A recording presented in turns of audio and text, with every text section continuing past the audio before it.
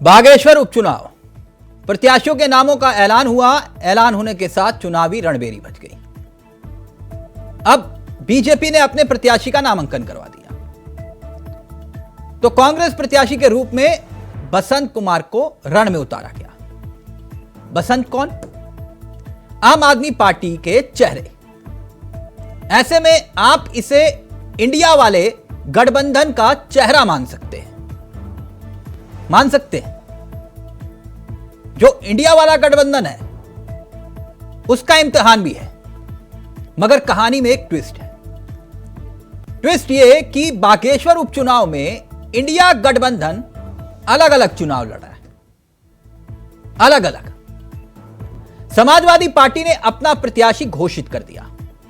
सपा ने जो है भगवती प्रसाद को अपना प्रत्याशी बनाया है। उत्तराखंड क्रांति दल ने अर्जुन देव का नाम तय किया। यानी अलग अलग ये इंडिया गठबंधन लड़ रहा है। तो फिर सवाल यह कि बसंत का चेहरा आगे करके कांग्रेस इसे इंडिया गठबंधन का नाम क्यों दे रही है? यहां तो अलग अलग स्थितियां, अलग अलग हालात। कहने वाले ये कह रहे हैं कि कांग्रेस में मजबूरी का नाम बसंत, बागेश्वर में वो इसलिए क्योंकि कांग्रेस के पास चेहरा ही नहीं था। तो क्या वैसा है जो बीजेपी कटाक्ष कर रही है? आज इसी पर करेंगे चर्चा। हमारे साथ जुड़ेंगे तमाम मेहमान, लेकिन पहले इस रिपोर्ट पर गौर फरमाएं। ऐसी महिला को टिकट दिया है भाजपा ने जिनको राजनीति का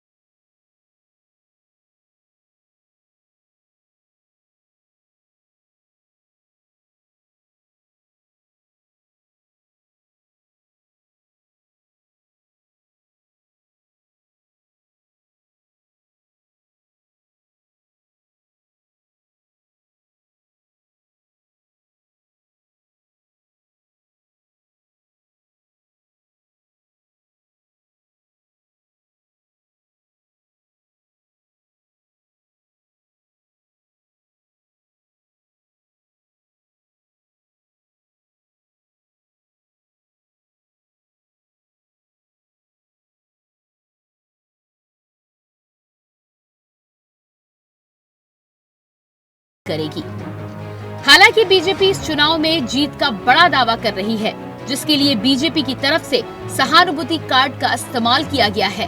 दरअसल बीजेपी ने चंदन रामदास की पत्नी को ही उनकी सीट पर उम्मीदवार बनाया है। लिहाजा बीजेपी को उम्मीद है कि कांग्रेस को यहां चंपावत जैसी ही हार झेलनी पड़ेगी। देखिए, आज नामांकन का दिन है और जिस प्रकार का उत्साह बागेश्वर की जनता के अंदर मैं देख रहा हूँ, ये निश्चित रूप से चंदन रामदास के कार्य का प्रभाव है। प्रत्याशी घोषणा के बाद से ही पूरे बागेश्वर के अंदर एक उत्साह का वातावरण था। कार्यकर्ता उत्साहित हैं और मैं कह सकता हूँ कि आज का जो नामांकन है अभी तक के बागेश्वर के इतिहास में सबसे बड़ा संख्या का नामांकन रहने वाला, बड़ी संख्या में लोग रहने वाले हैं। हमारे प्रदेश के माननीय मुख्यमंत्री जी नामांकन अवसर पर हमारे मध्य रहेंगे। हमारे जिले के प्रभारी सौरभ बहुगुणा जी हैं। भारतीय जनता पार्टी हर चुनाव को बहुत ही सीरियसली लेती है और हमने उनकी धर्मपत्नी पार्वती दास जी को टिकट दिया है। मुझे पूर्ण उम्मीद है कि और मैं हर चैनल में ये बात कहता हूँ कि 3 सबसे बड़े कारण हमारे जीतने के चंदन रामदास जी का जो लोगों से यहाँ पे रिश्ता रहा है, जो उनका प्यार लोगों की तरफ रहा है और उनके परिवार को लोगों ने प्यार दिया है, जो भारतीय जनता पार्टी की संगठनात्मक शक्ति है, और तीसरा माननीय पुष्कर सिंह धामी जी ने जो काम करके 1.5 साल में जो उनका नेतृत्व रहा है, ये 3 हमारे सबसे बड़े कारण रहेंगे चुनाव जीतने के। देखिए, कांग्रेस के पास ऑप्शन क्या था? कांग्रेस के तो जो पैनल में प्रत्याशी थे वो तो भारतीय जनता पार्टी ज्वाइन कर गए और उन्होंने खुद अपने स्टेटमेंट में ये बात बोली है कि मैं पुष्कर सिंह धामी जी के कामों से इम्प्रेस होकर, उनके नेतृत्व से प्रभावित होकर मैंने बीजेपी ज्वाइन कर ली। वहीं आम आदमी पार्टी का दामन छोड़ कांग्रेस का हाथ पकड़ने वाले बसंत कुमार को अब कांग्रेस ने अपना सेनापति बनाकर मैदान में बीजेपी से टक्कर लेने के लिए उतार दिया है और अब जीत का दावा कांग्रेस की तरफ से किया जा रहा है। यानी कि ऐसी महिला को टिकट दिया है भाजपा ने जिनको राजनीति का क ख घ भी नहीं आता। अगर कोई काम किया होता भाजपाइयों ने या उनकी सरकारों ने तो काम के बलबूते किसी जमीनी कार्यकर्ता को वो टिकट देते, लेकिन काम पर यकीन नहीं है। केवल सहानुभूति के जरिए वो अपनी चुनावी वैतरणी पार करना चाहते हैं। और कांग्रेस ने जो प्रत्याशी उतारा है वो पहले भी बहुत अच्छे मत लाए हुए हैं बागेश्वर से, और आपने देखा कि 26 दलों का जो हमारा गठबंधन इंडिया बना है उसी की एक बानगी आप यहाँ पर देख रहे हैं कि हम एकजुट होकर ये चुनाव लड़ रहे हैं। उत्तराखंड की बागेश्वर विधानसभा सीट पर उपचुनाव का रण शुरू हो चुका है। भाजपा हो या कांग्रेस, सभी जीत का दावा तो कर रही हैं, लेकिन जनता के मन को कौन जीत पाएगा? किसके सर बागेश्वर का ताज सजेगा? कौन बागेश्वर की जनता का सरताज बनेगा? ये तो अब मतगणना के बाद ही पता चल पाएगा। अभय कैतुरा, इंडिया वॉइस, देहरादून। तो तीनों चेहरे आपकी स्क्रीन पर आ चुके हैं, तीनों मेहमान इस कार्यक्रम का हिस्सा बन चुके हैं। बागेश्वर के रण को लेकर सियासत किस तरह से चरम पर है वो आप देख रहे थे, सुन रहे थे।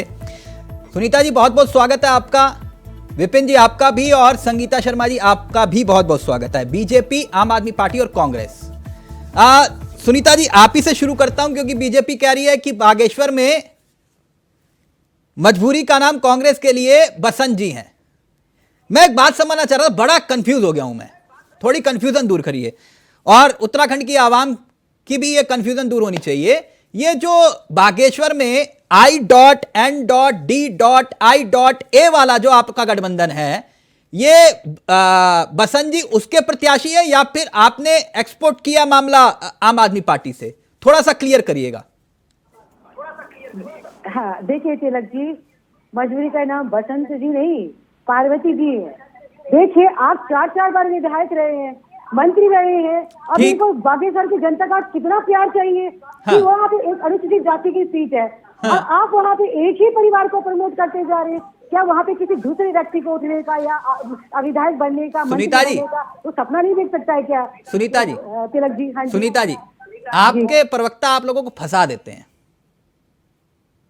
आप लोगों के काबिल प्रवक्ता भी कई बार आप लोगों को फंसा देते हैं। मैं आपको इसी डिबेट में सिद्ध कर दूंगा, बड़ी दिक्कत हो जाएगी मैडम। मैं इसलिए कह रहा हूं जो आप लोगों ने लाइन पकड़ी है, मैं अभी यहां पर एक छोटा सा हिंट दूंगा, बड़ी दिक्कत हो जाएगी। लेकिन पहले मैं इतना जानना चाह रहा हूं, मैं आपको यही जवाब दूंगा, पूरी कांग्रेस को जवाब देना चाहिए उसका मुझे लगता है। लेकिन पहले ये बता दीजिए, इंडिया वाला गठबंधन है आपका या मामला अलग अलग है?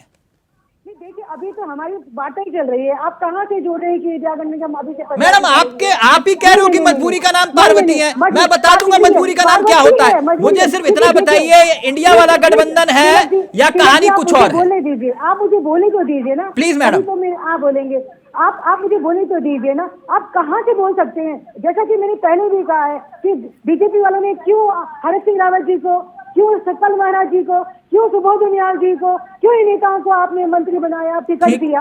आप हमारे लिए तो कांग्रेस के लिए हो गया है और आपके लिए ये बात क्या साबित नहीं होती, आपकी लागू नहीं होती क्या आपके ऊपर ये बात? मैडम आप बात को घुमा गए, मैंने पूछा ये आपका इंडिया वाला गठबंधन का प्रत्याशी है या फिर आम आदमी पार्टी से सिफारिश करके उनको टिकट दिया है? ये ऐसा बिल्कुल नहीं है। बसंत जी ने जो आम आदमी पार्टी को छोड़ दिया था, जहाँ तक मेरी जानकारी में है। उसके बाद में क्योंकि वो बागेश्वर के रहने वाले हैं और काफी अच्छा जनाधार उनका है, तो क्या दिक्कत है अगर किसी अब उनका आम आदमी पार्टी से कोई लेना देना नहीं है? ऐसा मेरे को जानकारी है कि नहीं। ठीक है, यानी ये इंडिया वाला गठबंधन नहीं है? नहीं है, नहीं है। ओके, हाँ मेरी दिलचस्पी इतने में थी। आपने कहा ये इंडिया वाले गठबंधन का कोई लेना देना नहीं है। बसंत जी ने पार्टी को टाटा बाय बाय कर दिया था, आम आदमी पार्टी को छोड़ दिया था, हमने उनको लपक लिया। ठीक, संगीता जी क्या वाकई ऐसा ही मामला है? देखिए तिलक भाई, जब या आपका अभी कोई लेना देना है बसंत जी के साथ? देखिए इंडिया गठबंधन जो है वो सारे दलों का गठबंधन है तिलक भाई, और हाँ। उसमें भी सभी जो लोग हैं, लोकतंत्र की खूबसूरती है, कोई भी किसी पार्टी में जा सकता है। क्या नहीं, आप लोगों का पसंद नहीं, उनकी विरासत, उनकी अब भाई खाता चल रहा है या फिर खत्म हो गया था मामला? देखिए आम आदमी पार्टी इस उपचुनाव को नहीं लड़ रही थी, ये शीर्ष नेतृत्व का कहना था। बसंत जी, सबके अपने स्वहित होते हैं तिलक भाई। बसंत जी को लगा कि मुझे वहां से चुनाव लड़ना चाहिए था, आम आदमी पार्टी चुनाव लड़ती, वो बिल्कुल आम आदमी पार्टी में रहते। उन्होंने पिछले समय 16,108 आप नहीं, मैं 16,000 में जा ही नहीं रहा, मैं आपसे पूछ रहा हूँ आप लोगों का कैंडिडेट बसंत जी है या नहीं? ये गठबंधन के कैंडिडेट हैं या फिर मामला अलग अलग है? नहीं, आम आदमी पार्टी के कैंडिडेट बसंत जी नहीं है, क्योंकि आम आदमी पार्टी वहां चुनाव नहीं लड़ रही है तिलक भाई। मैडम आप तो ना 3 में 13 में मैं समझ रहा हूँ, आपका तो संगठन ही नहीं, चुनाव कैसे लड़ोगे? मैं आपसे सिर्फ ये, चुनाव ही नहीं लड़ रही तो बसंत जी कहीं भी जा सकते हैं, अगर उनकी स्वेच्छा है और दूसरी पार्टी उन्हें टिकट देना चाहती है तो वो क्यों नहीं जाएंगे? ओके, ये मामला हुआ। अब बड़ा मैं वही कंफ्यूज हो गया था। ये कह रहे, अब देखिए इनके प्रवक्ता कह रहे हैं ये इंडिया गठबंधन का इम्तिहान है। के नेता वहां जा सकते हैं। संगीता जी मैं समझ गया आपकी बात, मैं इसीलिए क्लियर कर रहा था। अब इनके प्रवक्ता कह रहे हैं ये इंडिया वाले गठबंधन का इम्तिहान है। मैं वही कहूं, ये इंडिया वाले गठबंधन का इम्तिहान कैसे हुआ? आप कह रहे हैं ना हम लड़ रहे हैं ना हम लड़वा रहे हैं, वो कह रहे हैं कि बसंत जी पार्टी छोड़ चुके थे, और इनके प्रवक्ता कह रहे हैं कि देखिए गठबंधन का इम्तिहान, समाजवादी पार्टी अपना कैंडिडेट लड़वा रही है। ओके मर्जी है। ओके मैडम, ओके मैं समझ गया। मैं यही कंफ्यूजन उत्तराखंड की जनता का भी दूर करना चाह रहा था, अपना भी दूर हो गया। आप लोगों का कोई लेना देना नहीं बसंत जी से, वो ये कह रहे हैं उन्होंने पार्टी छोड़ दी, इंडिया गठबंधन से कोई देना देना नहीं। ठीक, ओके। विपिन जी ये कह रहे हैं कि काबिलियत के आधार पर टिकट दे देते, हर बार जो है सहानुभूति के आधार पर क्यों आप टिकट दे रहे हैं? काम तो इतना किया धामी जी ने। देखिए तिलक भाई, ये राजनीति में जिस प्रकार से डिबेट में जिस प्रकार के शब्दों का उपयोग होना चाहिए या फाइट में जिस प्रकार के शब्दों का उपयोग होना चाहिए, कांग्रेस और अन्य जो विपक्षी दल है उनसे हम ये भी नहीं रखते कि इस प्रकार से बातें बोलेंगे, जिस प्रकार से बयानबाजी करते हैं। अब ये कहें कि ABCD भी नहीं जानती है राजनीति की, तो भाई आपको तिलक भाई पूरा देश जानता है कि राजीव गांधी कौन सी ABCD जानते थे जब उनकी माता की मृत्यु हुई थी, उनको प्रधानमंत्री बना दिया। और जो बीच में मत बोलिए, और जो 3 बार से लॉन्चिंग हो रही है युवराज की, वो कौन से ABCD जानते हैं? कौन सी ABCD जानते हैं? तो सारी ABCD में फेल हो गए हैं। अब कांग्रेस के लोग इंदिरा गांधी के मरने के बाद प्रधानमंत्री बना सुनीता जी एक मिनट, सुनीता जी एक मिनट, सुनीता जी एक मिनट, वो आपके बीच में नहीं बोले थे ना विपिन जी, आपके बीच में एक शब्द नहीं बोले थे, आप उनको अपनी बात रखने देंगी? सुनीता जी देखिए तिलक भाई, एक मिनट, ये कांग्रेस के प्रवक्ताओं को आजकल ट्रेनिंग दे दी गई है कि आप ऐसा करिए, इससे कुछ होने वाला नहीं है। देश की जनता जिस प्रकार से आप व्यवहार कर रहे हो ना, उस देश की जनता और प्रदेश की जनता भी जानती है। और देखिए ये जो उपचुनाव है, अगर जो हम इस उपचुनाव में उनके परिवार के लोगों को टिकट नहीं देते या उनके परिवार के किसी व्यक्ति को टिकट नहीं देते, यही कांग्रेस है, यही कांग्रेस कहती है कि भारतीय जनता पार्टी ने इस प्रकार का निर्णय लिया।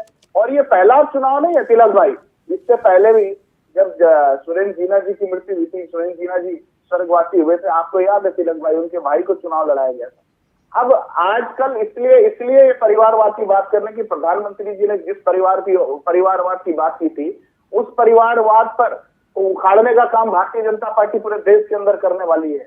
और पूरा देश भी उस परिवारवाद को, चाहे तुम 3 बार लॉन्चिंग कर लो, 4थी बार भी लॉन्चिंग कर लो, युवराज के जो सपने हैं, कांग्रेस के जो सपने हैं, वो साकार होने वाले नहीं है।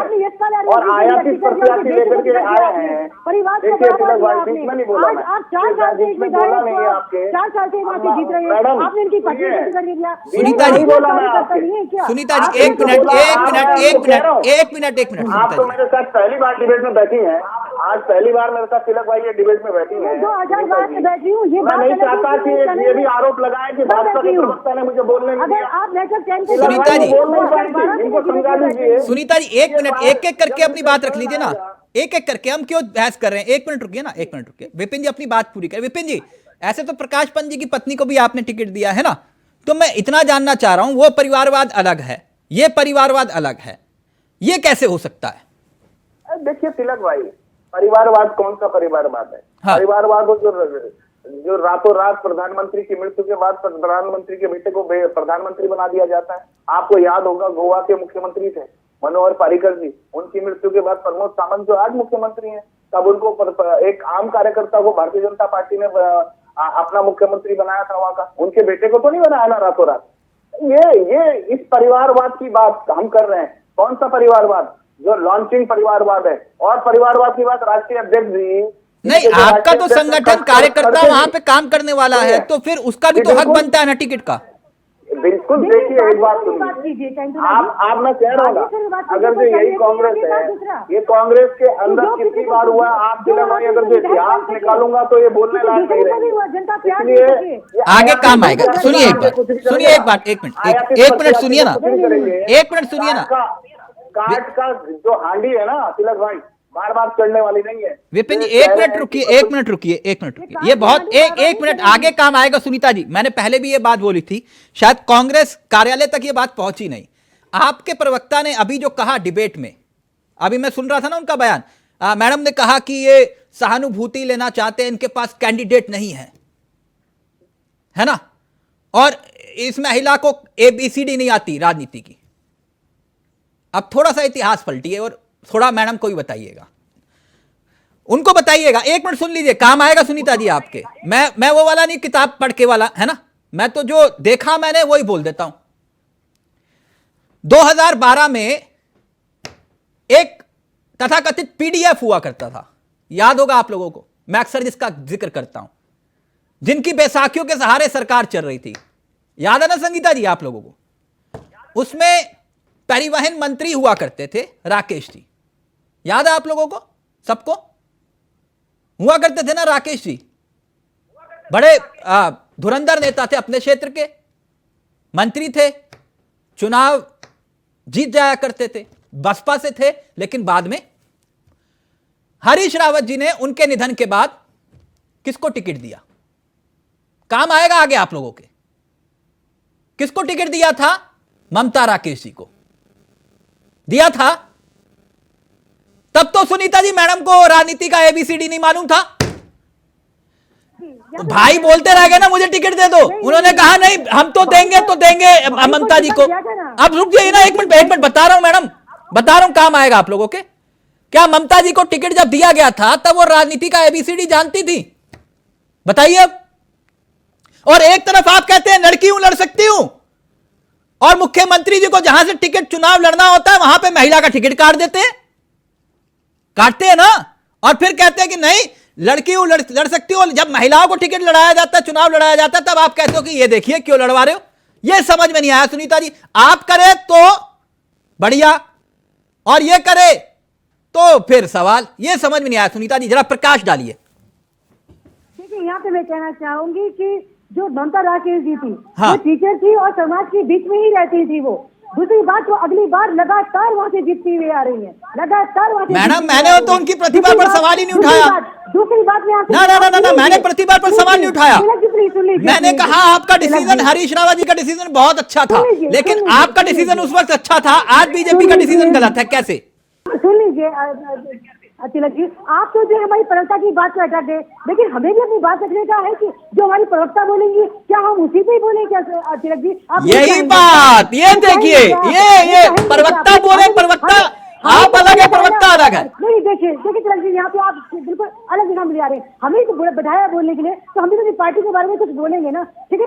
बोलिए मैडम। बोला तो हम उसी लाइन में बोले क्या? तो हम बोलेंगे कि हाँ जी हम जो नहीं बोला ठीक है। नहीं सुनीता जी, अधूरा प्रकाश डाला ना आपके प्रवक्ता ने, आधी बात बोली, पूरी बात नहीं बोली कि हमने भी किया था। अगर टिप्पणी करनी है कि उन्हीं को ही आपको बात करनी है, तो हम किसे बैठे हैं तिलक जी? यहाँ पे हम भी पार्टी का बात रखेंगे। प्लीज मैडम गुस्सा मत होइए, मैं तो इतिहास याद दिला रहा था आप लोगों को। तिलक जी आप गुस्सा प्लीज मत होइए। अगर आप 25 साल से हैं तो मैं भी 30 साल पहले छात्र राजनीति में रही हूँ। मैडम मैं तो आप लोगों को सिखाई नहीं ना, मैं तो आप लोगों से सीखता हूँ राजनीति। परिवार की जिम्मेदारियां महिलाओं की, हम आपकी तरह इतने प्रखर नहीं हो सकते, लेकिन जितनी भी हमारी बुद्धि है प्लीज हमें नहीं, मैं आप लोगों से बहुत कुछ सीखता हूँ, ऐसा मत बोलिए मैडम। प्लीज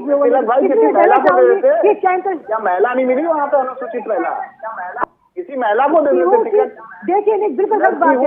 आप मुझे आप मुझे सवाल पूछिए, आप मुझे सवाल कीजिए चंद्रा जी, अपने आप बताइए राजधानी जैसन कब बनेगी? भू कानून कब आएगा?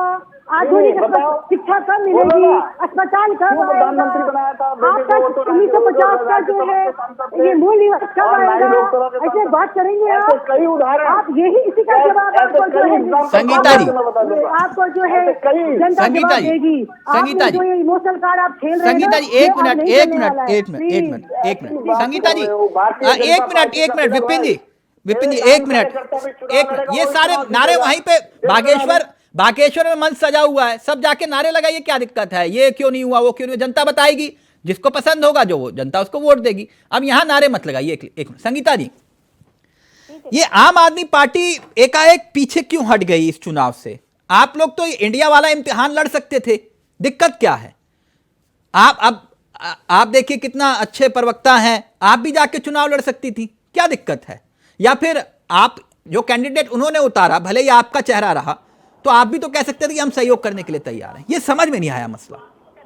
देखिए तिलक भाई, शीर्ष नेतृत्व का जो डिसीजन था वो हुआ कि वहाँ चुनाव नहीं लड़ना है, और आपने जिस तरह से कहा कि अभी आम आदमी पार्टी अपने संगठन को तैयार करने की ओर है, चुनाव लड़ने की स्थिति में नहीं है।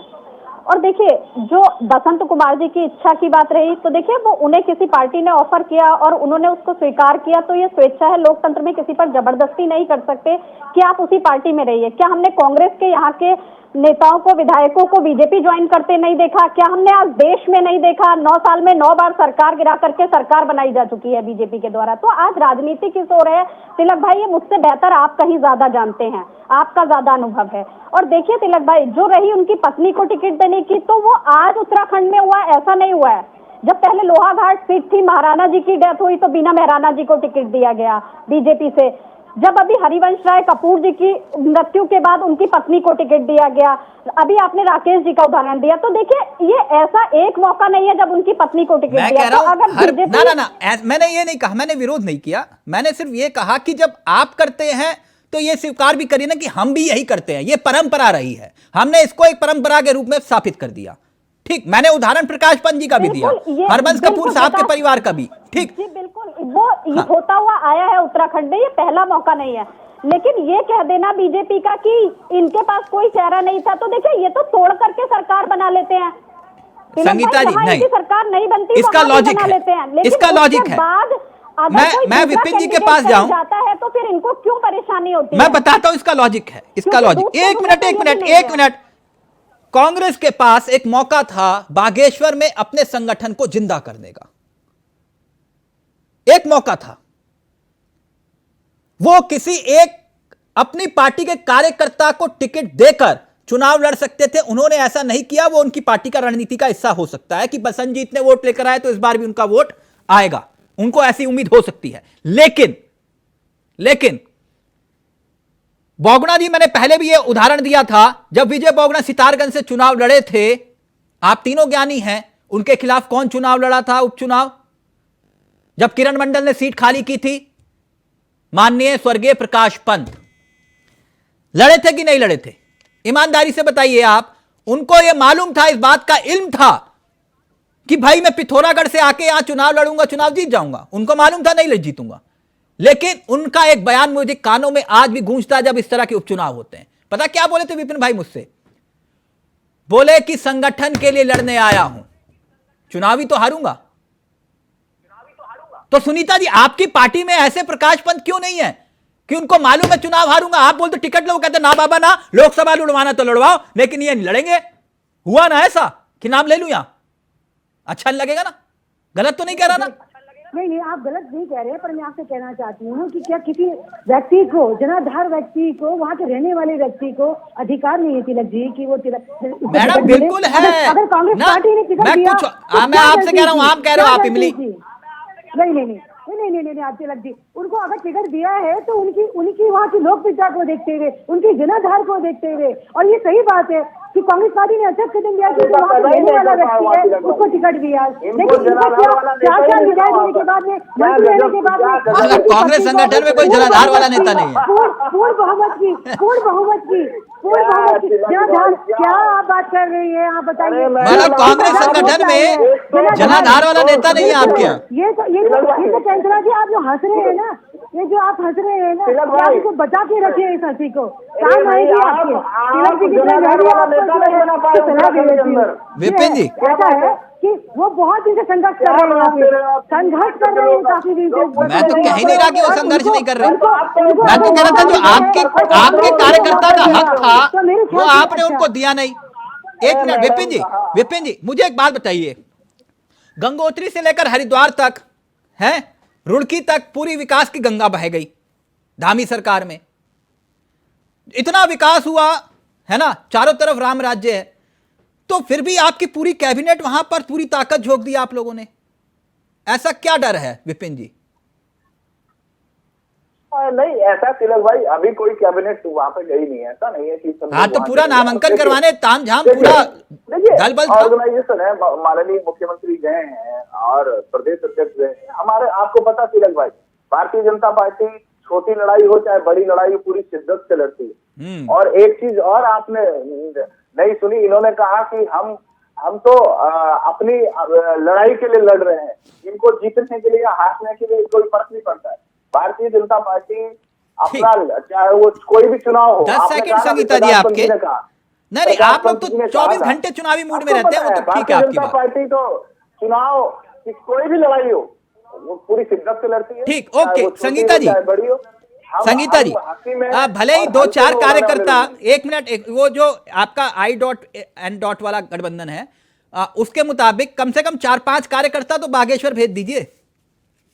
देखिए तिलक भाई, जब बसंत कुमार जी ने वहाँ चुनाव लड़ा तो हाँ। वहाँ एक संगठन है, इसीलिए उन्हें आम आदमी पार्टी की सब जगह से बुरी हार होने के बाद भी उनको एक अच्छा मत पड़ा। उन्होंने वहाँ हाँ, अच्छे अपना कैंडिडेट काम हैं। किया है, उन्होंने वहाँ काम किया है। ठीक। तो ऐसा नहीं है कि वहाँ संगठन नहीं है या उनके मैंने लिए ये कोई नहीं कहा, दिक्कत है मैंने कि वो कहा कि चुनाव नहीं लड़ेंगे। मैंने ये कहा था कि 2-4 कम से कम कार्यकर्ता जो आपके बचे हुए हैं उनको तो भेज देते, कम से कम अच्छा लगता ना वो जाकर चुनाव लड़ा। पड़ेगी तो वो भी चले जाएंगे, ऐसी कोई बात नहीं है। अगर तो- कोई अच्छा व्यक्ति जीत करके विधानसभा तक पहुंचता है तो ये करिए, उत्तराखंड के अच्छी लिए बात है ना, आपको क्योंकि सहयोग तिलक करना भाई चाहिए। बागेश्वर से निशंक जी भी रहे हैं, इनके 4 बार के भी रहे हैं, लेकिन हम जब वो वीडियो देखते हैं जो बच्चों को नाला कूदकर जाना पड़ता है, ये पुल नहीं बना पाए, तो ये सब इनकी वहाँ नाकामी है। चुनावी इनकी मंच सजा नाकामी हुआ है, है वहां तिलक नारे भाई। लगाइए, मैं तो सिर्फ प्रैक्टिकल बात कर रहा था। उसमें ओके भी संगीता जी कह रही है, भाई, वो भी ओके मुद्दा रहा ओके है। ओके संगीता जी कह रही हैं कि हमारे कार्यकर्ता जाएंगे वहां। ओके संगीता जी, आपके कार्यकर्ता जाएंगे। और सुनीता जी ने कहा